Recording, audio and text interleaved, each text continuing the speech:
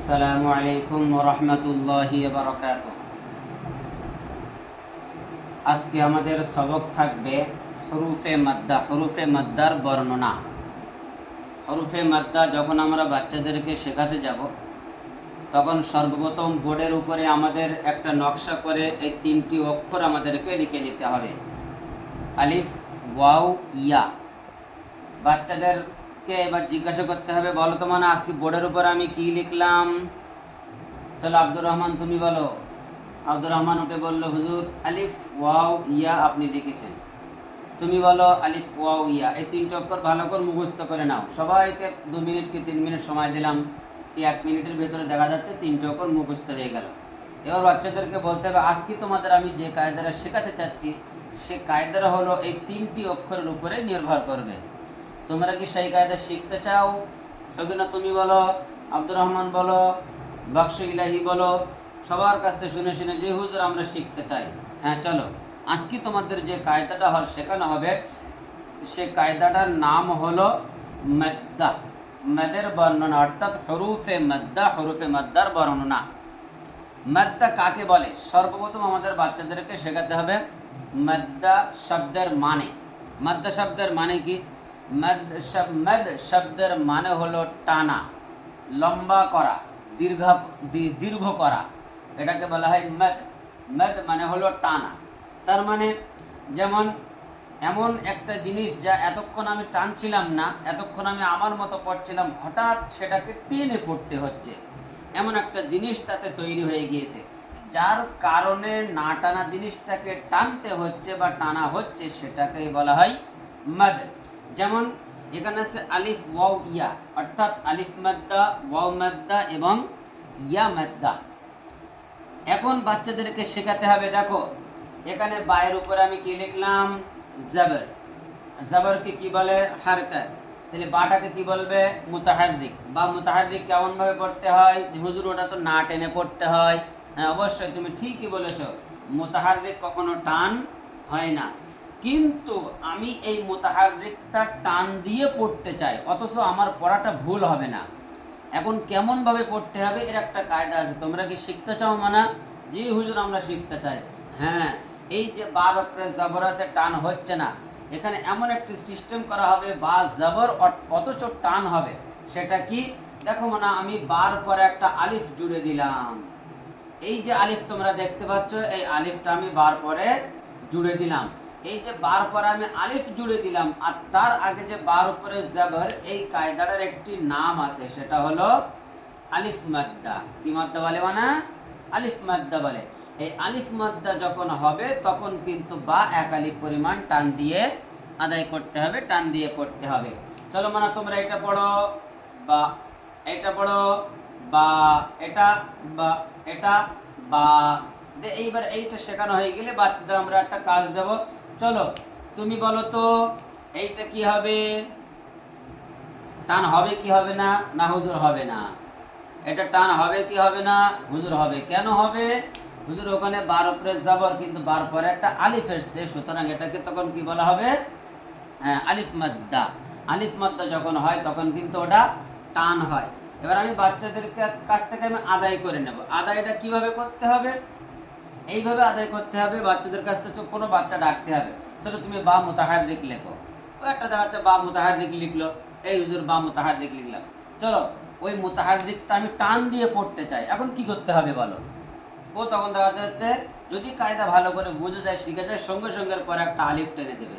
হুজুর এটাকে এই আলিফ জুড়ে দিলাম মানে এবার বা মুতাহাররিক তখন টান হয়ে যাবে, তখন বা মুতাহাররিক থাকবে না, তখন হয়ে যাবে আলিফ মাদ্দা। সুতরাং ওখানে এক আলিফ পরিমাণ টান দিয়ে আদায় করতে হবে।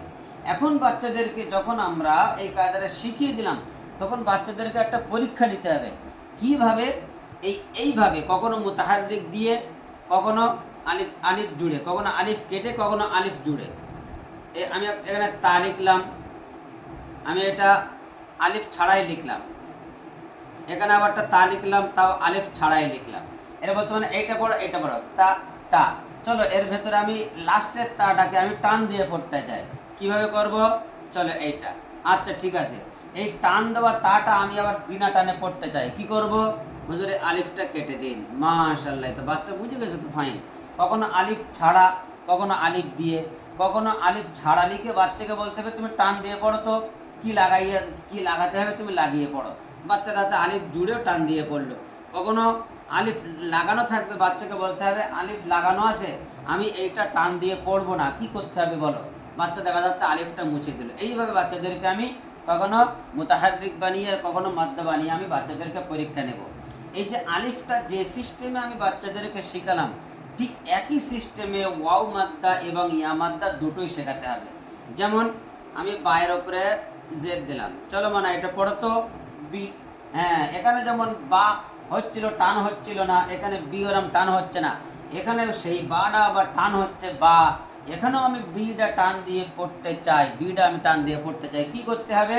চলো এই যে একটি অক্ষর আছে মানা, দেখেছো এ না, এই এই যে একটি অক্ষর আছে মানা ইয়া, চলো এই ইয়াটা এর পরে জুড়ে দিতে হবে। যেমন আমি বার পরে ইয়াটা জুড়ে দিলাম,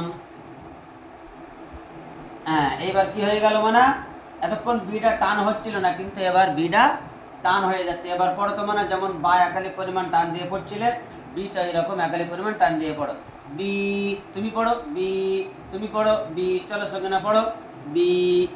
আবার কখনো দেখা যায় এটা পড়ো বি, এটা পড়ো বি। ঠিক তদ্রূপ সেম ভাবে আমার এই অমাত্রাটাও বাচ্চাদেরকে এরকম ভাবে শেখাতে হবে। আমি তার উপরে পেজ দিলাম, চলো মানে পড়ো তু, তাপেশ তু, এটা তা মুতাহাররিক কেমন ভাবে পড়তে হবে, হুজুর টান হবে না, তাপেশ তু। চলো আমি তুটা টান দিয়ে পড়তে চাই, কি করতে হবে? যখন বাচ্চা জাবরা জেরের ক্ষেত্রে আলিফ মাত্রা ইয়া মাত্রা খাটিয়ে ফেলবে, যখন শিখে যাবে, তখন অটোমেটিক কিছু চতুর চালাক বা ব্রেনিয়ান বাচ্চা এমন আছে, তারা কিন্তু অটোমেটিক ওখানে লিখে ফেলবে, হুজুর ওখানে একটা ওয়াও লাগিয়ে দেন। ও জানে দুটো অক্ষর হয়ে গেছে মানে আর একটা অক্ষরই বাকি আছে, ওখানে ওয়াও লাগিয়ে দেন। শুধু ওয়াও লাগালে হবে না, এই যে জজমের বায়ানে আমরা পড়েছি, যেমন কলকলার ক্ষেত্রে তার উপরে জজম থাকা জরুরি, এখানেও কিন্তু ওয়াও এবং ইয়ার উপরে জজম থাকা জরুরি। যদি শুধু ইয়া থাকে তবুও মদ হবে না, আবার শুধু যদি সাকিন থাকে তবুও মদ হবে না। ওয়াওয়ের ক্ষেত্রে তাই শুধু ওয়াও থাকলেও কিন্তু মদ হবে না। আবার সুকুন আছে কিন্তু ওয়াও নেই, অন্য কোনো অক্ষরের উপরে সুকুন আছে, জজম আছে, তখনও কিন্তু মদ হবে না। ওয়াও হতে হবে এবং সুকুন হতে হবে, এটা তো জরুরি। আর তার পূর্বের অক্ষরের উপরে পেশ হতে হবে, তবেই কি হবে, এটা কিন্তু অমাদ্দা হবে। মানে এটা পড়ো তু, এটা পড়ো তু। চলো সগিনা, তুমি আলিফ মাদ্দা, আলিফ থেকে ইয়া পর্যন্ত প্রত্যেকটি অক্ষরে আলিফ মাদ্দা লিখে আনো। চলো চলো উম্মে কুলসুম, তুমি প্রত্যেকটি অক্ষরে আলিফ থেকে ইয়া পর্যন্ত নিয়ে তুমি ইয়া মাদ্দা লিখে আনো। চলো রুকাইয়া খাতুন, তুমি ওয়াও মাদ্দা লিখে আনো। এইভাবে একটি একটি বাচ্চারা আমি একটা একটা অক্ষরে আমি কাজ দিলাম। কারোর বললাম তুমি 10টা অক্ষর লিখে আনো আলিফ মাদ্দা দিয়ে, তুমি 10টা অক্ষর ইয়া মাদ্দা দিয়ে, তুমি 10টা অক্ষর ওয়াও মাদ্দা দিয়ে লিখে আনো। বাচ্চাদের গ্রুপ ওয়ার আমি কাজ দেব, গ্রুপ ওয়ার। কাজ দেওয়ার পরে বাচ্চারা যখন শিখে যাবে, তখন এবার একটা জিনিস বলে দিতে হবে, দেখো মানা, যেমন ভাবে কলকলার কায়দায় তোমরা পড়েছো যে ওখানে দুটি আলামত থাকা জরুরি। একটা হলো কলকলার 5টি অক্ষরের ভিতরে কোনো একটি অক্ষর থাকতে হবে, 2 নম্বর জজম থাকতে হবে। এখানেও কিন্তু আলিফ মাদ্দা ইয়া মাদ্দা ওয়াও মাদ্দা হতে গেলে তারও কিন্তু দুটি আলামত থাকা জরুরি। যেমন আলিফ মাদ্দার দুটি আলামত হলো, আলিফ হতে হবে 1 নম্বর, 2 নম্বর তার পূর্বের অক্ষরে জবর হতে হবে 1 নম্বর। 2 নম্বরে ইয়া মাদ্দারও দুটি আলামত আছে, যেমন ইয়া সাকিন হতে হবে, 2 নম্বর হলো তার পূর্বের অক্ষরের নিচে জের হতে হবে। অমাদ্দার ক্ষেত্রে এরকম, প্রথম নম্বর ওয়াও সাকিন হতে হবে, আর 2 নম্বর হলো তার পূর্বের অক্ষরের উপরে পেশ হতে হবে। যদি দুটোর ভিতরে কোনো একটি যদি না থাকে তাহলে কিন্তু মদ হবে না। যেমন ভাবে আমি দেখা যাচ্ছে এখানে তা লিখলাম, তার উপরে জবর দিলাম, ওয়াও সাকিন দিলাম, মানে বলো এটা কি মদ হবে না? হুজুর হবে না। কেন? এখানে একটা আলামত পাওয়া যাচ্ছে আর একটা আলামত পাওয়া যাচ্ছে না। একটা আলামত কি? ওয়াও সাকিন পাওয়া যাচ্ছে, কিন্তু 2 নম্বর তার উপরে পেশ থাকা দরকার ছিল, সেটা নেই, যার কারণে এখানে মদ হচ্ছে না। এটা বলে দিলে হবে না কি হচ্ছে, যেহেতু এখানে লিনের বায়ান আমরা কোনো বাচ্চাদের পড়াইনি, যার কারণে এখানে শুধু বলতে হবে যে মদ হবে কি হবে না। এটা জিজ্ঞেস করলে কিন্তু ভুল হবে, যেখানে কি হবে এটা তো বাচ্চা বলতে পারবে না, যেহেতু লিনের বায়ানা কোনো বাচ্চাদের পড়ানো হয়নি। ওই জন্য এখানে প্রশ্ন করতে হবে যে অমাদ্দা হবে কি হবে না। জি না হুজুর হবে না। কেন? প্রথম নম্বর আলামত আছে, তবে 2 নম্বর আলামতটা নেই, যার কারণে হচ্ছে না। ঠিক তদ্রূপ এখানে যা তা লিখলাম, তার উপরে আমি জাবাদ দিলাম, ইয়া সাকিন দিলাম, এখানে বলতে ইয়া মাদ্দা হবে না? হুজুর হবে না। কেন? প্রথম নম্বর আলামত আছে, তবে 2 নম্বর আলামতটা নেই। 2 নম্বর আলামত যখন এর উপরে চলে আসবে তখন ইয়া মাদ্দা হয়ে যাবে। অর্থাৎ প্রত্যেকটি কায়দার ক্ষেত্রে দুটো করে আলামত যে থাকে, দুটি আলামতের ভিতরে দুটি একসাথে পাওয়া যেতে হবে, তবেই সেই কায়দাটা সংগঠিত হবে, তবেই সেই কায়দাটা হবে। এইভাবে আমি আলিফ মাদ্দা, ইয়া মাদ্দা, ওয়া মাদ্দা বাচ্চাদেরকে ভালোভাবে শিখিয়ে দিয়ে এবং তার একালি পরিমাণ যে টান দিতে হবে সেটাও আমি শিখিয়ে দিলাম, যে একালি পরিমাণ টান কতটা পরিমাণ। একটা হাতের বন্ধ আঙুল খুলতে যে সময় লাগে কিংবা খোলা আঙুল বন্ধ করতে যে সময় লাগে ততটুকু পরিমাণ হলো একালি মাদের মেকদার বা পরিমাণ, যেমন বা, বি, বু, এইভাবে। সুতরাং আমি মোট কথা হলো বাচ্চাদেরকে আলিফ মাদ্দা, ইয়া মাদ্দা, ওয়া মাদ্দার বায়ান আমরা সুন্দরভাবে বুঝিয়ে দেবো। দেওয়ার পরে বাচ্চাদেরকে আমরা পরীক্ষা নেব কি করে।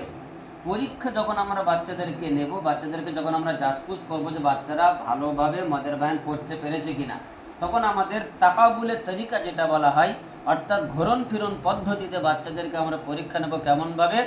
কখনো কখনো দেখা যাচ্ছে এখানে প্লেন মুতাহারিক বানিয়ে, আবার কখনো মাদ্দা বানিয়ে, এইভাবে আমরা বাচ্চাদেরকে পরীক্ষা নেব যে এইটা কেমনভাবে হবে, এইটা কেমনভাবে হবে, এইটা বি, এটা বি, চলো এটা কেমনভাবে পড়বে বি, এটা কেমনভাবে বি, চলো মানে এইটা আমি টান দিয়ে পড়তে চাই, তো কি করতে হবে?